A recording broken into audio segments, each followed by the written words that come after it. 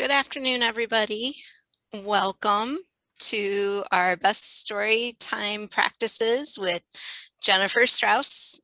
We do this series throughout the year, and we're happy to have Jennifer back with us today. This is possible through the Institute of Museum and Library Services. And at the end of today, we do ask that you fill out an evaluation. The links to that will be in the chat, as well as links to today's handouts. So you can catch that there. I'm Kathy Lancaster, Youth Services Coordinator at the Library of Michigan, and I'm happy to have Jennifer back again with us today. Jennifer. Thanks, Kathy. It's great to be back. Appreciate this. This is our 15th, Kathy. Our 15th Wow. Best Storytime webinar. So I'm very grateful. And today we're going to be focusing on pre-writing and writing activities that you can add to your story times to enrich the language and literacy experience of your youngest patrons. So I'd like to start with a song to welcome you in today. I'm so glad you're here. I'm so glad you're here. I'm so glad you're here to share some writing ideas. I'm so glad I'm here. I'm so glad I'm here. I'm so glad I'm here to share some writing ideas. I'm so glad we're all here. I'm so glad we're all here. I'm so glad we're all here to share some writing ideas. So welcome, everyone. That's one of my welcome songs that I've done with you in the past, and you know you can change those words up. It's a great one to add some clapping and rhythm as you welcome those young ones into story time. I can't believe I'm telling you this, but I'm getting used to doing these webinars. That's scary, right? And I look forward to a time when we can be back together in the same room and I can spread all these supplies and props out on your tables, and librarians can play with these props as we talk about these activities. Today, I'm surrounded by props that I'll be sharing with you. So welcome, and a few slides to begin with, and then we'll jump into the activities to show you some pre-writing and writing activities today.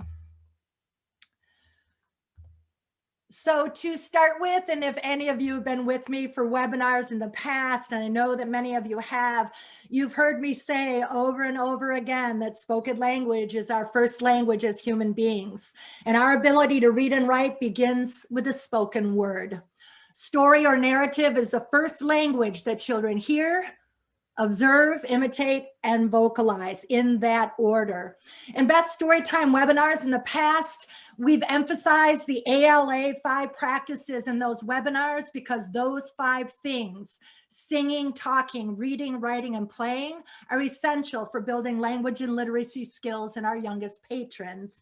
So all of the 5 practices contribute to reading and readiness and writing readiness. Today, we're going to be focusing on the practice of writing, including pre-writing.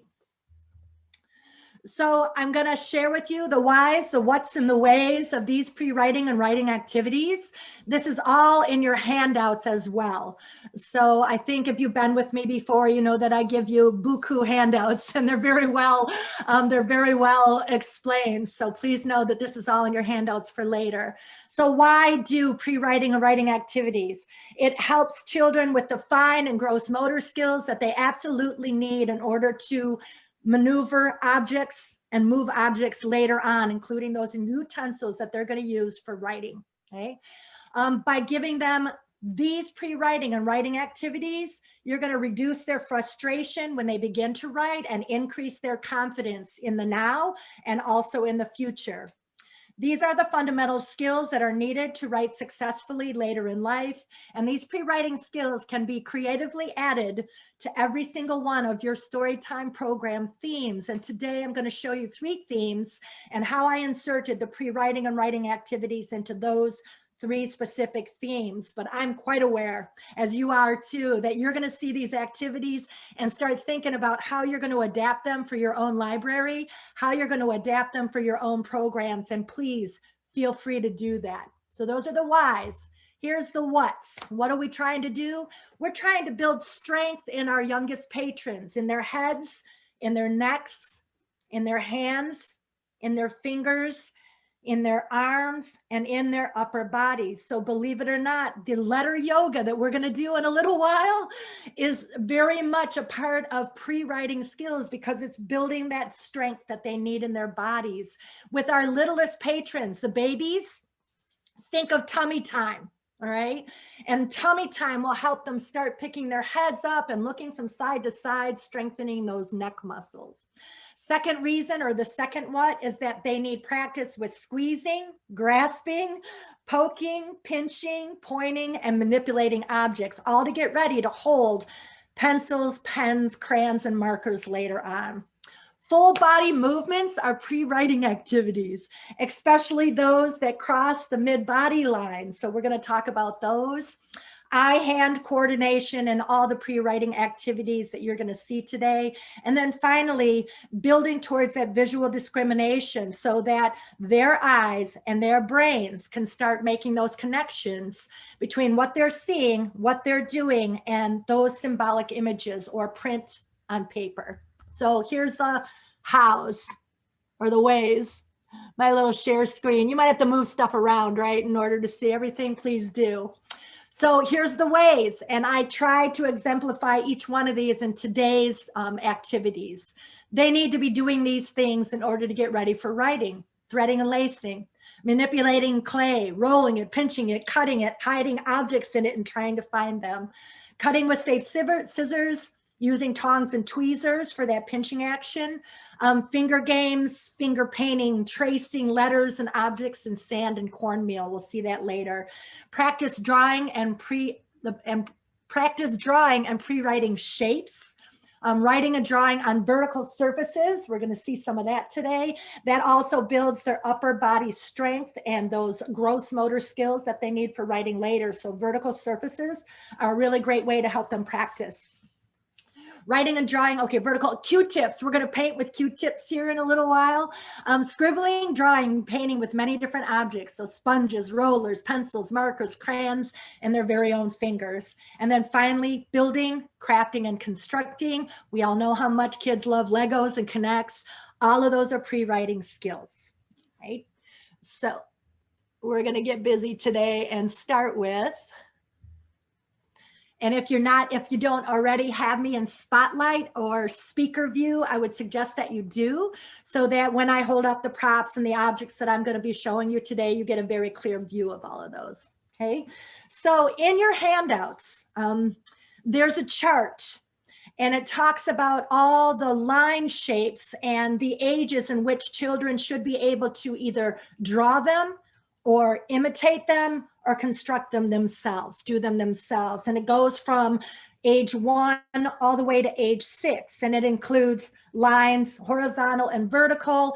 It includes X's, diagonal lines. So you can look at that later, but please know that that's one way to gauge how your patrons are doing.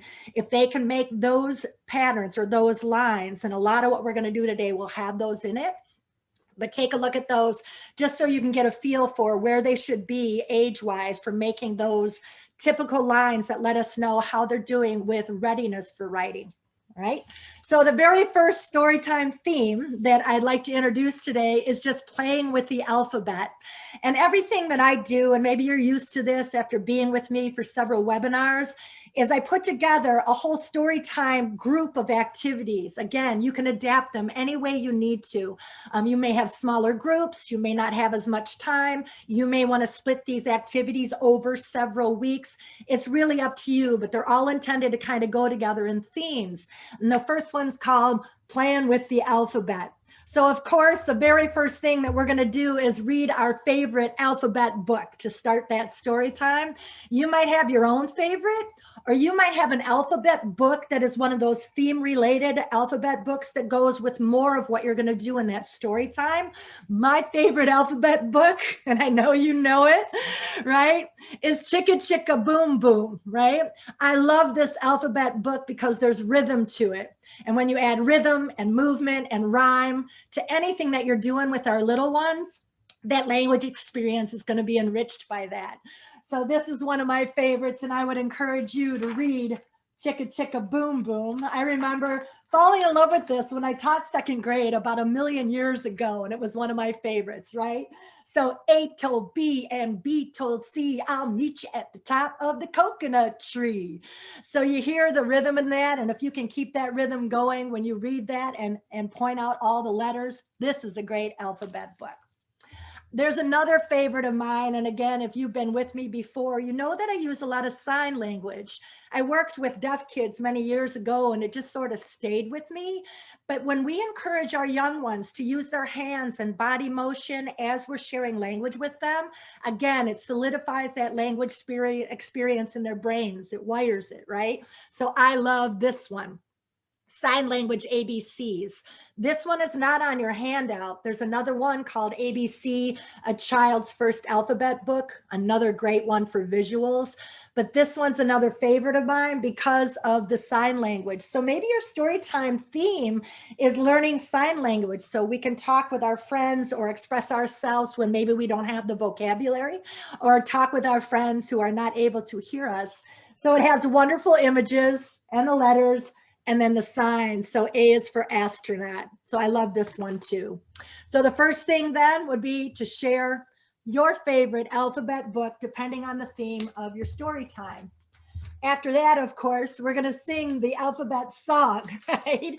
And what I love about using things that children are already familiar with and then changing them up a little bit is that they're already successful if they know that song, right? They know the song, they know the tune, and they can sing that song. But if you change it up a little bit, then they're going to grow even more in language. So I went to Staples, which is a lovely place to get some early childhood supplies, and just bought a pack with the alphabet, right? So each letter, and they're neon colored, so they're really cool. And before we do the alphabet song, when I do this, depending on how many kids you have in your story time, this might not work if you don't have a large group, but I hand those letters out to every kid. And then I ask them to get up and line up according to the alphabet. Now, you're probably not going to do this under the age of 4 or 5, right? You don't want them to be frustrated. You want them to feel successful. So they line up according to the alphabet. If you have a small story time group, then I would post that whole neon alphabet on the wall somewhere by your story time corner so that they can see these. They also come in strips, you know, the ones that we all saw when we were little across the top of the classroom. So I hand them out and they line up. And after they line up in that alphabet order, and we congratulate them for doing that as a group and cooperating, then we sing the alphabet song. But the child that's holding that letter gets to hold that letter up when it comes to that letter in the alphabet. So A, B, C, D, E, F, G. And we do it slow enough so that they can hold that letter up and be a part of that song in a different way and move their bodies as they use those letters to hold them up. So that's how I tend to sing the alphabet song. So the next step, and I love this one, is to do alphabet yoga. Right? In your handout, I gave you several sources. One is alphabet yoga cards that you can order and use. One is a video that we're going to watch just a few of here in just a second. Another is a poster that's in your handouts. And after COVID, when we can get a little bit closer together, you can have the kids lay down on the floor and make the letters with a partner. And this is so much fun for them. They're using their arms and their legs. They're using curves and they're using a partner in order to make all the letters of the alphabet. So I'm going to get up and show you the simplest letters that we can make when we do letter yoga. All right. So the easiest ones, right? The letter I, right? The letter T, the letter X. We can make the letter O. Sorry, my hands are cut off here in the Zoom camera, right? And we can make the letter Y. We could even practice spelling words out by having a child do T and then O and then Y. So that's a very simple example, but I'm going to share out my handouts here and I want to show you just a couple of seconds of one of the videos that I gave you where it says great video here in your handouts next to the poster. I'm just going to click on that for a second so you can watch some of it. It's beautiful. Let's try the body alphabet and see how many. Hey, Jen, Yes. it's not showing. You have to share the different screen. Oh, okay. Hang on. B. But we can hear I'm not sure how to do this. Do a stop share and then go reshare to the video. E. I'm not sure, Kath. F. Can you do a share screen and see the video as an option? Yeah. Here. Is it there now? I. Yes. Okay. J. Let me get it big and we'll just watch a few of these because they're really beautiful. It's real simple, but it's doing alphabet yoga. And we're doing all that big and gross body motion that helps, you know, we're crossing the body, the midline. It's just really lovely. Not that one, maybe. E. Q.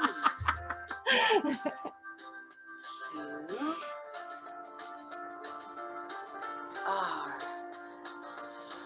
S. T. Isn't this lovely? B. W. X. Y. Z. Let's try it again.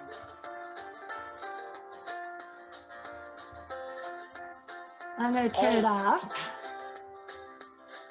B. You have to hit stop share. Thanks for the lessons. You think I'd know this by now, right? And we can still hear the sound. I So know, and I can't. Okay. Sorry, you guys. gotta close the video. G. I'm trying. H. Seriously. I. Okay. Sorry about that. All right. So check out the links and the sources. There's a book on doing letter yoga. There's the poster. There's that video.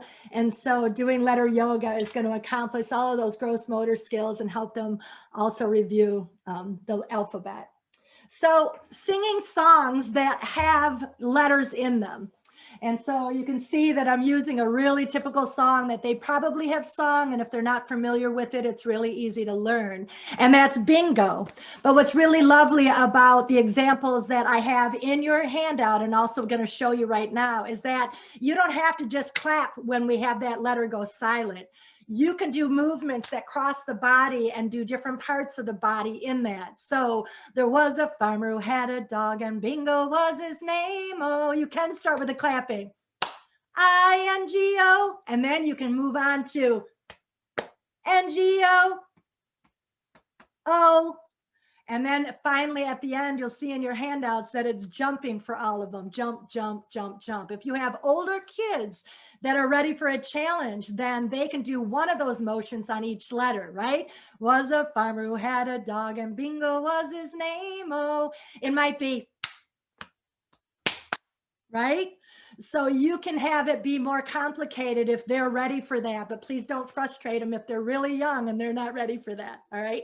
So it's a lovely way to do, and I always have the letters of that up and we go over the letters, talk about the names of their dogs, and then do bingo and get up and actually do it with all those motions. And that's gonna be a wonderful language and literacy experience for them, full body, okay? So then finally, and you've probably done this before, but I love this also,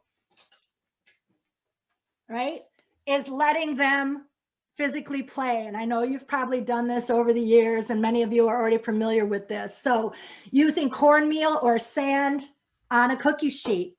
And so I've used a cookie sheet that has sides on it. It helps with the cleanup a little bit. And you give each of your students a cookie tray with the cornmeal on it, and then they practice their letters. So you can do a number of different things with this. You can let them use their fingers. I often let them use the end of a chopstick so they can get that feeling of holding a pencil and making those shapes in that cornmeal. or they can use either end of a paintbrush in order to make those shapes and make those letters. So you can let them play in the cornmeal for a while because it's really fun to do that. You can make several different shapes or let them just play in that and get a feel for the utensils that they're using.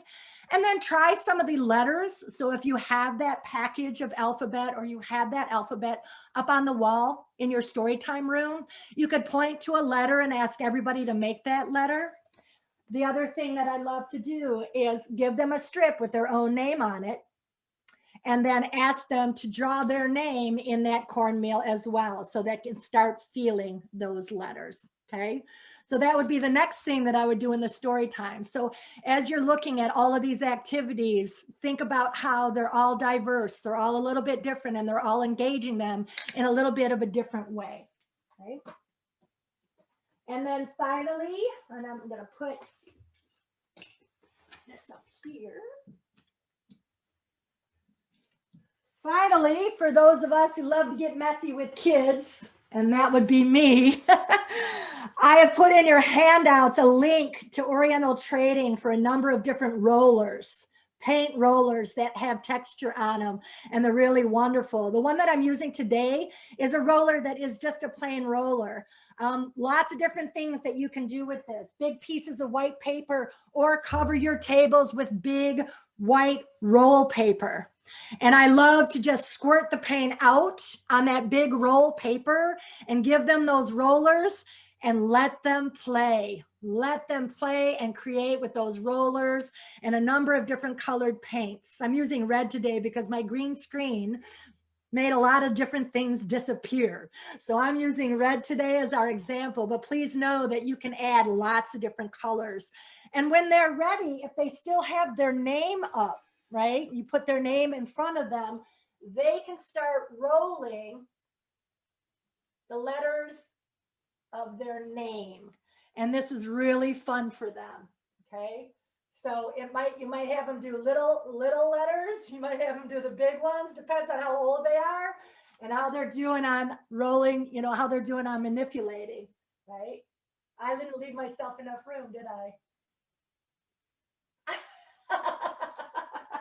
All right, so letting them play with lots of paints and rollers, even doing their own name, or you can start with covering those tables and let them roll that paint out. Working with rollers is a really good fine motor skill, and they're gonna love doing that, okay? Any questions so far? Pretty typical stuff here, but putting it all together in one story time or several story times when you're working on those pre-writing skills is really fun for them, and they'll start putting those skills together here as well. Okay. All right, next theme. I'm getting a lot of requests right now for classrooms that are getting chrysalis, and they're going to wait for that butterfly to emerge. So in your handout, I gave you the link to a webinar that I did probably 2 years ago. It was called Act It Out and Play. And I did 2 versions of the Hungry Caterpillar in that webinar. So please go back and look at that webinar again, because it'll show you a way to play and tell that story with small props, and a way to tell that story with large props where everybody gets involved. So please go back to that webinar. I'm not going to do them again today because they're there for you, and the link is right there in your handouts. But the Hungry Caterpillar, you know, is a really lovely and very, very popular story, especially right now during spring when we're getting ready for garden time and we're getting ready to watch everything emerge again. And we start watching for our friends like those caterpillars, and encourage all of you to order a chrysalis and have it in the library and let them watch that chrysalis as that caterpillar forms that chrysalis and then comes out as a butterfly. All right. So there's another book out there that I absolutely love before doing these 2 activities. And these are 2 pre-writing activities that go along with the Hungry Caterpillar. It's another Hungry Caterpillar book, but it just has the main words that are in that book. So you can go over those main words and the images. I love this book. Very Hungry Caterpillar, the sun, all the things that the caterpillar eats through, right, in that story, and the words that go with them. So really wonderful language and vocabulary building. The caterpillar, the cocoon, right? And that's it. So it's all about the very hungry caterpillar.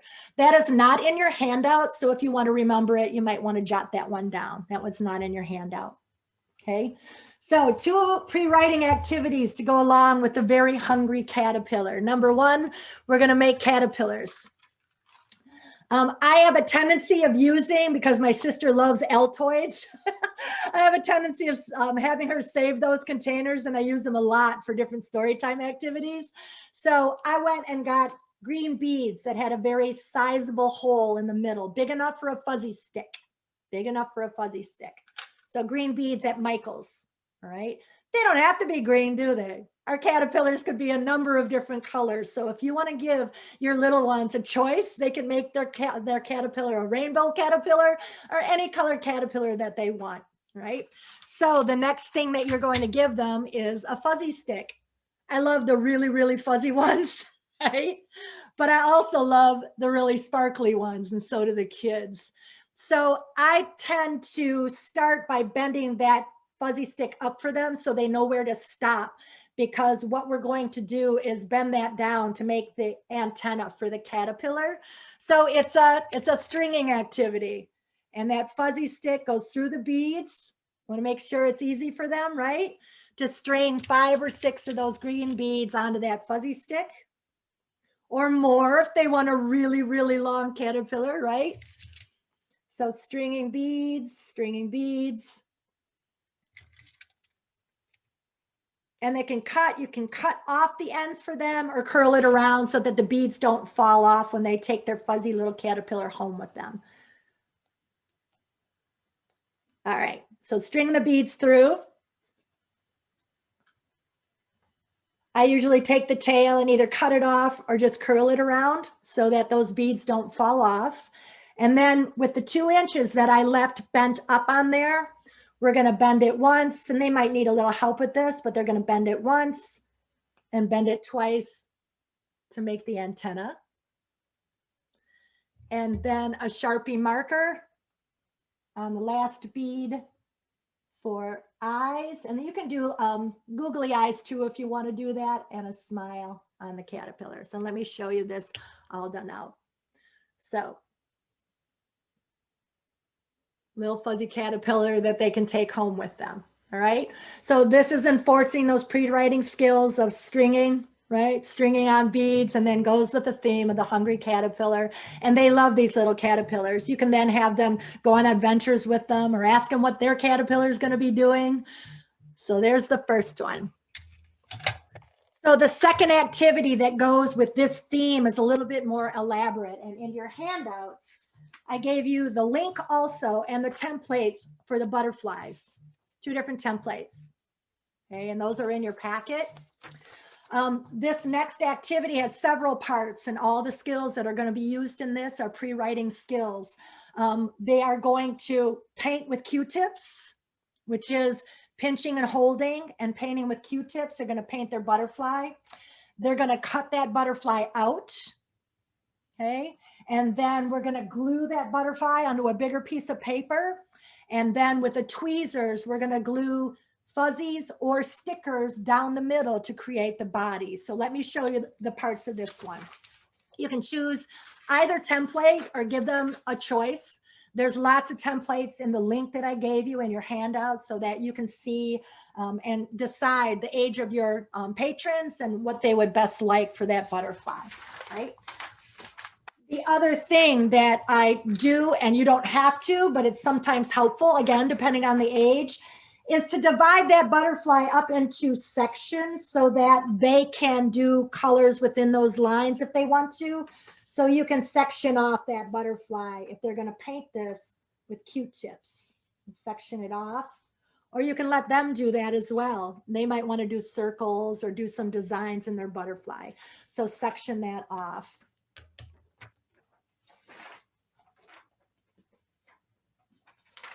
So some tools depending on the age. Q-tips are wonderful, but you got to have a lot of them, right? They're going to use them for different colors. So using Q-tips to paint with is going to be that pinching motion that they need. I also like to use, depending on the age and abilities of my students in story time, the different types of sponge painting devices. So you may have seen these. It's just a round sponge. So they can paint with that. A regular paintbrush and the bigger sponges. So really kind of gauge. And if you want to give them a choice of what utensil they're going to use to paint their butterfly, that's just fine too.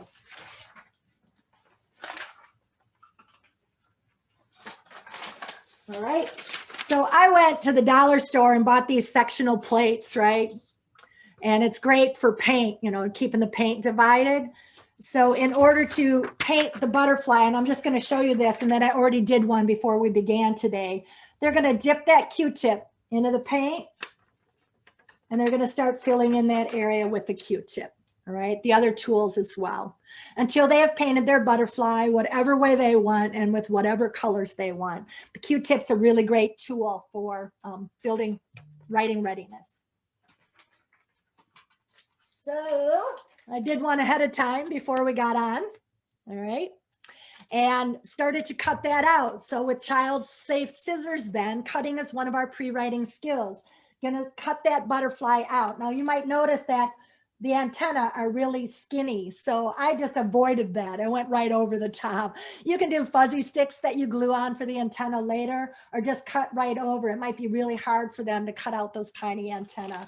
But they would cut that butterfly out, and if they painted across the lines or whatever, or they feel bad about that, they can just cut that part off, right?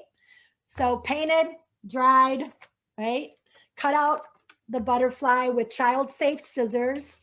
And then finally, and I had green and blue, right, against the blue sky, but it totally disappeared on the green screen, right? So I put up an orange one today so you can see how this looks. Then that would get glued on to a bigger sheet of paper. Put a little bit more glue here.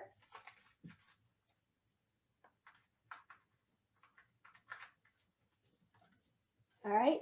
And then the final part of this, and again, you can do this in separate weeks and have them come back if you want. But the final part of this then, just a second, is to put the body of the caterpillar back in the middle, right? The body of the butterfly back in the middle. So green fuzzies, colorful fuzzies, if you want them to allow them to make the body of their butterfly any color that they want, or stickers, because peeling stickers is another pre-writing skill. All right, so you can do this any way. So I'm going to start with the stickers, and they would peel them and then put them on the body of their butterfly. Or, and this is tweezers, large tweezers, to use that as they grab the fuzzies, and then we'd put some glue right along the butterfly's body. Whoops.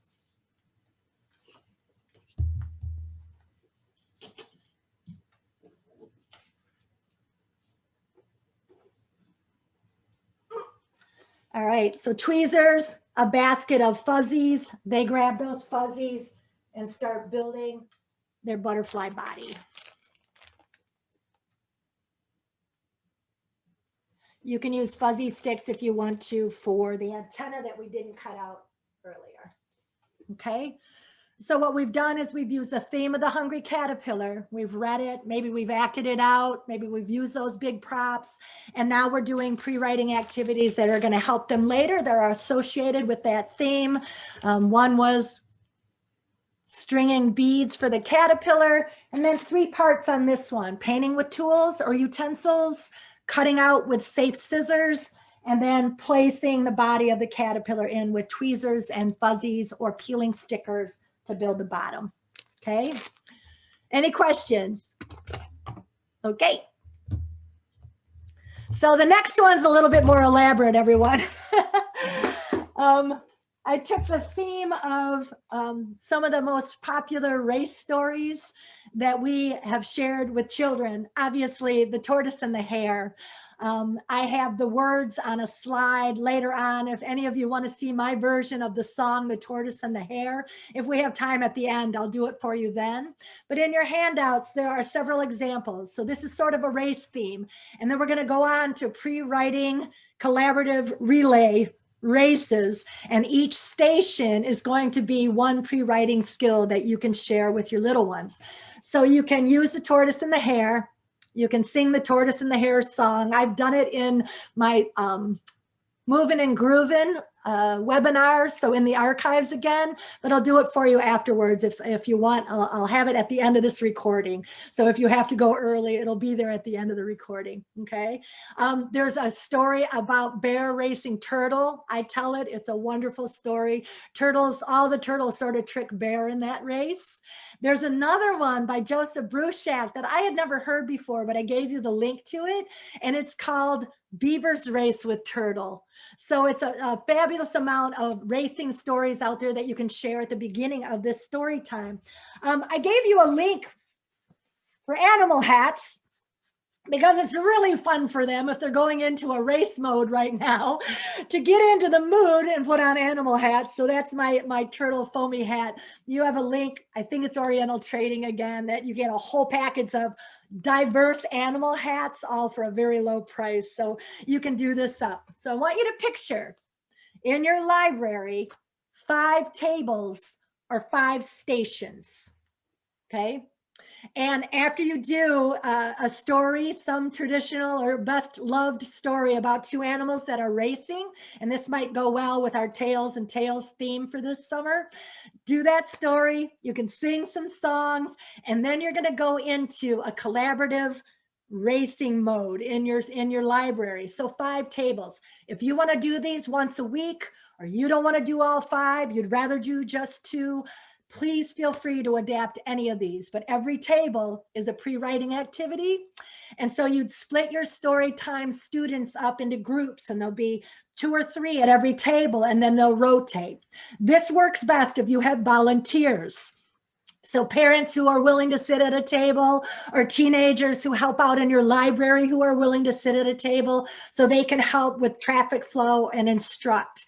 If you have a really small group, then you can line up at every station and give everybody a turn. So decide how you want to do this as you get into it.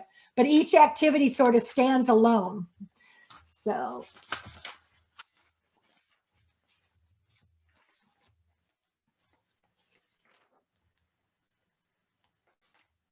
I'm just looking for, I just want to get them in order here. So hang on.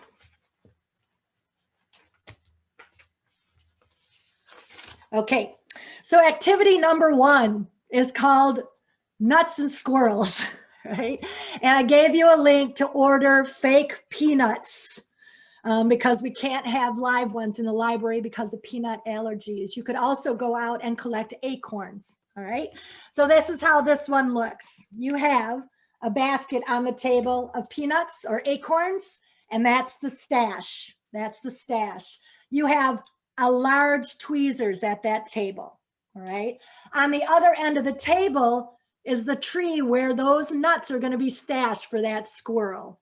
When a student or a child comes to that station, they're going to have to move 5 peanuts into the squirrel's stash. If you want, you can actually use puppets to be grabbing those. You don't have to if you don't want to. Or you can use those tweezers and put a face on them if you want, an animal face on them. So it works this way. They grab a peanut out of the basket, go down to the other end of the table, and put it in the squirrel stash. Okay, 1, 2, 3, 4, 5. And then they move on to the next table. So these are all done in sort of a round with 5 students or less at each table to begin with. And then they rotate on to the next table. So you would have them in order or you would have them numbered. But that's number 1.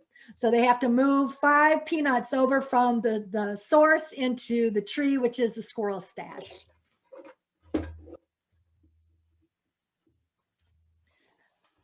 Number 2.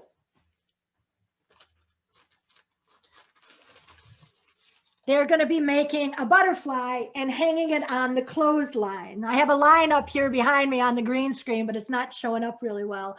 You would hang a clothesline or a line of yarn in the library. When they get to that station, they have to first take a crayon. This is a coffee filter. Color the wings of that butterfly by using a crayon on the edges. Pre-writing skill here is folding back and forth. So they're going to fold back and forth, back and forth, back and forth. There is a clothespin that goes along on there. Oops, let me use this one. You can tie a fuzzy stick around that clothespin or let the little ones do that for antenna. The butterfly goes in the clothespin after they've colored it. If they want to take these home, you can put their names on them, right? And then it goes over to the clothesline and they hang their butterfly. Okay, so that's number 2. Number 3 is playing with clay. So we know that when children play with clay, rolling it, cutting it, you can hide objects in it, is really good for strengthening their hands and also learning letters. So at that station then, you're going to have clay, different colors of clay. You're going to have a cardboard base sitting there on the table and a place for them to roll. So they may do the first letter of their name, or you can have letters of the alphabet there at that table. They can choose a letter and form it with clay. So they're going to roll that clay out and they're going to form that letter and then put it down on the cardboard for that one. If you want them to spell out a word, you could do that, right? So I'm just doing the first letter of my name, and cutting clay with scissors, with child-safe scissors, is another great hand strengthening. So if they do a really long roll, then they can cut it in pieces. If their first name starts with an E or an F, they can cut those pieces and make that letter that would be the first letter of their name. So I would make the first letter of my name and I would leave that at the table. And that would be what I would do at that table.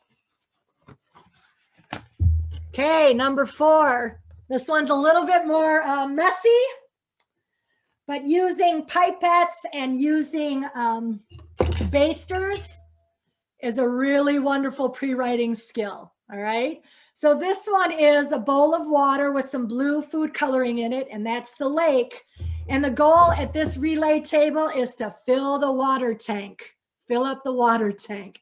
You can do it with pipettes. That takes a lot longer. You can do it with a turkey baster. So they're going to suck up some water out of the lake and they're going to deposit it into the water tank. So the goal there obviously is take the water out of the lake and fill the water tank using the squeegee or using the pipette or using the turkey baster. All right. And then finally, at the final table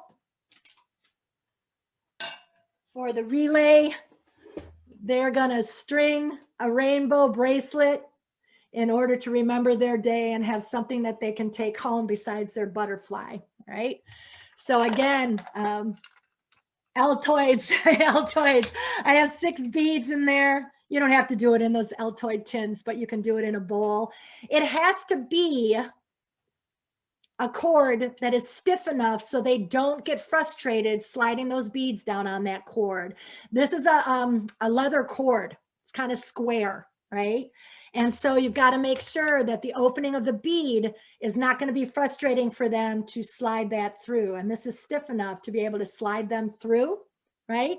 And there's a rainbow color. You can have a rainbow there at that table and they can follow the rainbow colors and slide those beads onto that.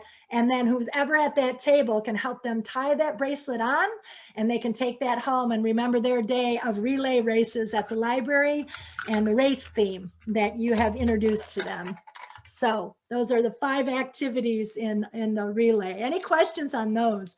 Some of them are kind of messy, some of them aren't, but can you imagine setting this up in your library and how excited they would be to go from table to table and accomplish each one of these tasks and just know, because they won't, that they're building their pre-writing skills while they do that. Okay. All right. So finally, most of what we've covered today are pre-writing skills, but I want to talk a little bit about when we make that transition with our youngest patrons and we want them to start using their knowledge of letters, their knowledge of print on paper after we have a story time. And we want to introduce them to ways where they can take what they've learned in that story time, whether it's a story, a song, or a concept, and also have a way to go and write with that. So I'm going to give you an example of something I've done with starting with 4-year-olds all the way up. And I've used this idea with adults. If you were with me right about a year ago, right now, we did the care and feeding of teenagers. That's where I shared this idea for the very first time. But now I'm telling you that our preschoolers can benefit from this. All right. So what we want to do when we're introducing writing activities with these little ones, and you've heard me say this before, is we want to give them the opportunity to tell their stories first. All right. So in your handouts, I give you sort of a pattern for how to go about doing that. So we're going to give them a topic, or we're going to give them a theme. We're going to talk about that topic. We might read a book about that topic. And then we're going to give our little ones a chance to tell those stories out loud. So let me use one example before I give you the other example that's in your packet. Let's say we were talking about pets. And we talked about the pets that we have at home. And we read a book about getting a pet for the first time and how to take care of that pet. We could even be as specific as talking about dogs or cats. It's really up to you. But then you're going to want them to get to telling stories. So this comes from Lucy Calkins a long time ago, again, when I was teaching 2nd grade. And that is telling a story over your hand. And you would show them how to do this. And I'm going to give you an even more specific example here in a minute. When you tell a story over your hand, it helps them keep track of what's happening next. Okay. So the story begins on their thumb, you know, and you can help those little ones by saying, where did you get your pet? Well, we went to the farm that was outside of the town, and there the dog on the farm had puppies. What happened next? Well, we got to play with all the puppies. Well, then we picked one because one came and sat on my lap and I knew that I loved that one. We took it home and we gave it a name. We named it Buster. Okay. So telling stories over their hands is the beginning of sequencing, and telling those stories orally is the beginning step for them for writing, because storytelling is our first language. So telling it over their hand. Now, you might do this one at a time in a small story time group. You might have them partner up and sit knee to knee and eye to eye and tell the story about when they got their first pet, and just very, very simply say what happened next, tell them what happened next. And those little ones will be imagining that event in their minds and bringing words to that story and telling it over their hands. The next step then would be to draw pictures. And I've given you, I should show you this on the handouts. I didn't give you the Lucy Calkins paper, but if you Google it, you can Google Lucy Calkins paper to get it. The next step though, let me share here. It'll be a little easier to show you the other tools that I've given you.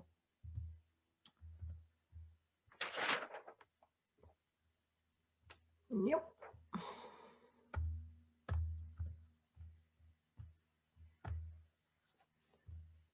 All right, so telling it over the hand, but the other step to this then is to take that story after they've verbalized it and do simple sketches, 4 square sketches if they're really little, with a pencil or a crayon. What happened first in that story you just told? What happened next? What happened next? What happened last? Okay, if they're a little older than the other example that I have here, they would start that story by telling you when it happened, and then what happened first, next, and last. And then finally, number 6 is, what did you learn that day? Or how did you feel? Okay, so I want to show you a very simple example. Again, I shared this in the care and feeding teenager one. And I want you to think about a story that just about every child would have. And that is a story about a Band-Aid. Okay. And in your handouts, I gave you a list of prompts of really common things that kids tend to go through, like learning how to ride a bike, getting a pet, losing a tooth, having somebody born into the family, right? Going on a trip, going to visit a relative, getting a haircut. All those common things are really wonderful for tapping those lived experiences that they've already had and getting them to tell that story over their hands and then drawing that out and then finally putting it in a book. And I'll show you how this works. So if I were to conjure up a Band-Aid story, and you might want to be thinking about that yourselves, a time when you were little, when you needed a Band-Aid. And this story is really great for these little ones and getting them to write about it by telling about it, because it has a flow of events, a really natural flow of events. So if you look at the 6 questions, the very first one, and if you remember on the top of that more detailed template that I showed you, when did this happen? When did this happen? Last summer, yesterday, last week? They'll tell you, right? Where were you? Where were you? So that's the place, the setting, right? We were in the backyard. What were you doing? Cutting flowers for mom. What happened? The scissors went into my leg. Who helped you? Daddy helped me. He pulled the scissors out. Put on a Band-Aid. What did you learn? The next time I use scissors, I should be more careful, right? So it's a really natural way of telling the story. I always put the hand up and go over the questions over and over again. And again, this starts working age 4, 5, and above. Really hard to do this below age 4. 5 is better, 5 and up. To get them to organize this way, it's a lot for them to handle, right? They tell that story over and over again about the day they needed that Band-Aid. Then they go to the 4 square and they sketch it out. What happened first? What happened next? What happened next? What happened last? There's only 4 because the first question was, when did this happen? Really hard to draw that, right? And what did you learn? Really hard to draw that too. So the 4 squares are the action part of the story. The what were you doing? Where were you? What happened? Who helped? Right? So they sketch those out. And then finally, they can cut those pictures out that they sketched if they are ready to do this. Can you see this? It's Lucy Calkins paper. They cut those pictures out that they sketched. So cutting them out, again, a pre-writing skill. Glue them down onto the picture portion of this. That's why I didn't give it to them ahead of time. And then if they are ready for print on paper and they're ready to start writing those stories, it just buzzed out. Wow. Am I fuzzy to you guys? Yeah.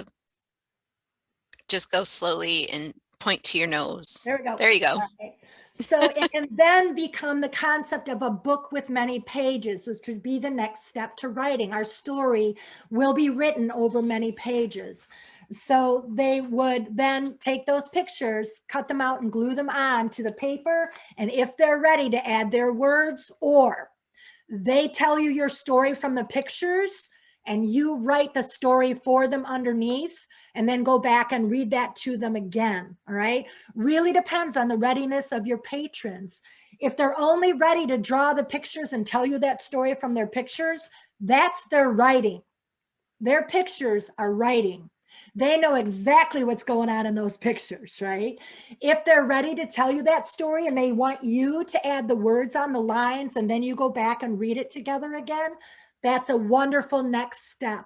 If they're old enough or prepared enough, they know their letters and they know how to form words, they can start writing what they told in that story. When they told it over their hands, they can start adding those words down on the lines below, okay?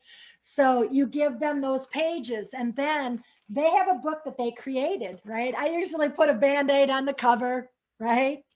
And then they have a book that they've created from what happened first, what happened next, what happened last, right?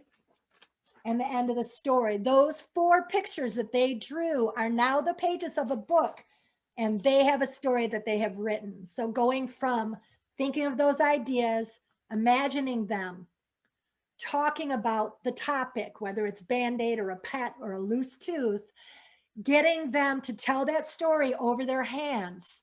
Asking specific questions is a really great way for those little ones that haven't developed as much vocabulary yet. You're going to help them answer those questions and get that story out of their mouth.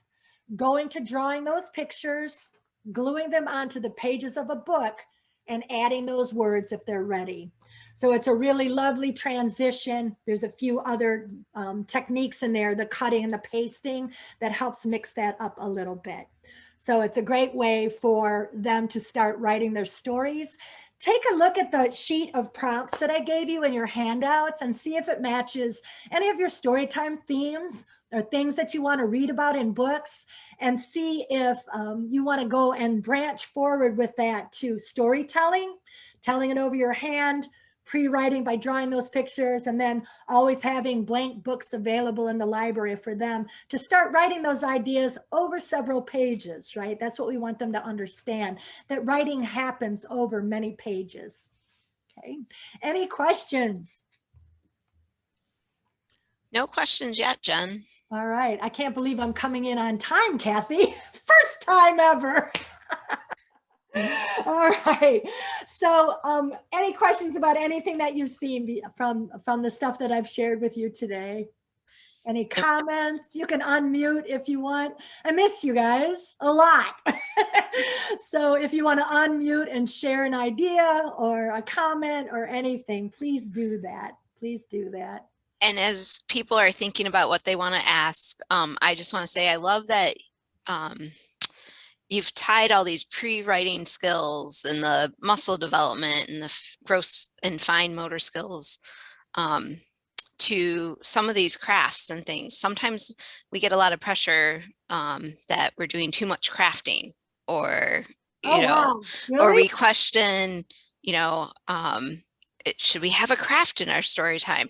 And this is an excellent example of why we offer activities like yoga in the library, activities like butterfly coffee filters. So thank you. Right. And so there's an article in your handout very early on when I go through the whys, the whats, and the ways.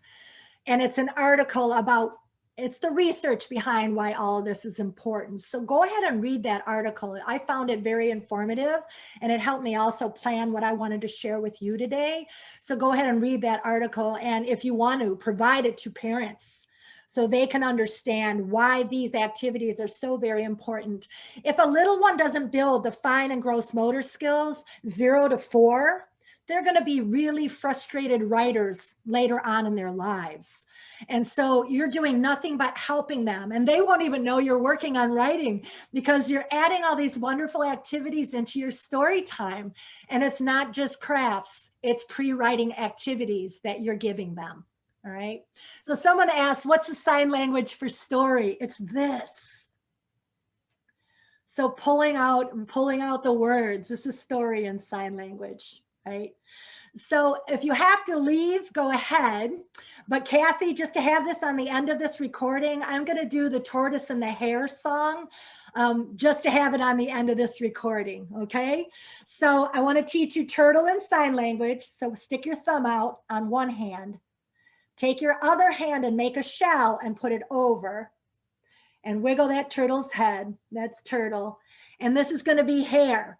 All right, so the two rabbit ears up here for hare. Okay, this is a call and response song. I'll just assume that you're singing along with me. Okay, you've heard of tortoise, you've heard of tortoise, you've heard of hare, you've heard of hare in a running race, in a running race. Cross the body, right? Not a likely pair, not a likely pair. Hare said to tortoise, hare said to tortoise, you're slower than slow, you're slower than slow. Tortoise said to hare, tortoise said to hare, I get where I need to go, I get where I need to go. Rooster shouted, go, rooster shouted, go. Hare bolted out of sight, Hare bolted out of sight. Tortoise started off slow. Tortoise started off slow. The crowd cheered with all their might. The crowd cheered with all their might. Hare stopped to drink some water. Hare stopped to drink some water. Hare stopped to eat a snack. Hare stopped to eat a snack.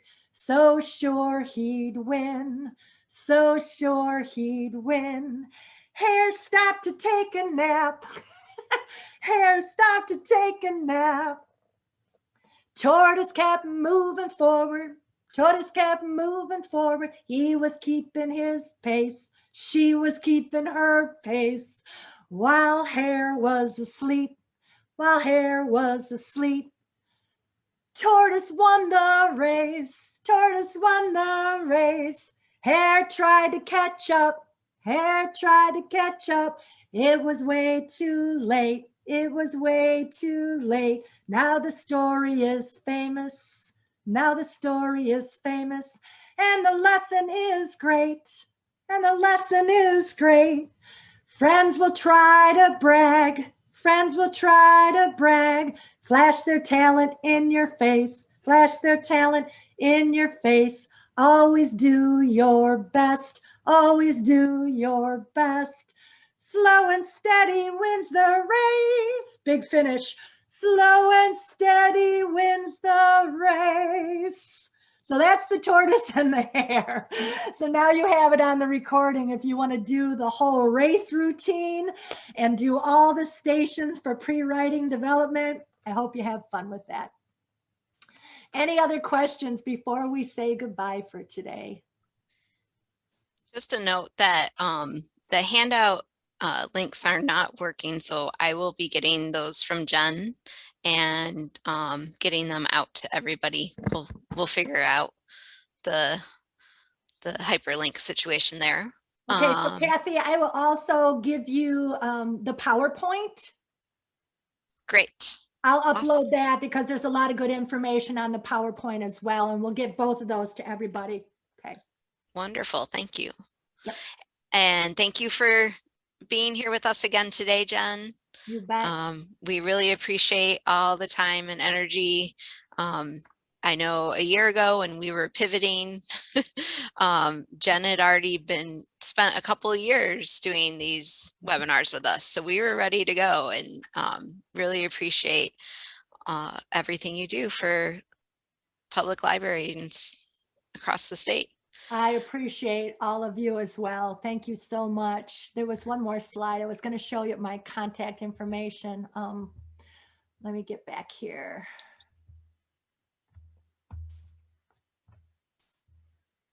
Oh, that's a summer reading.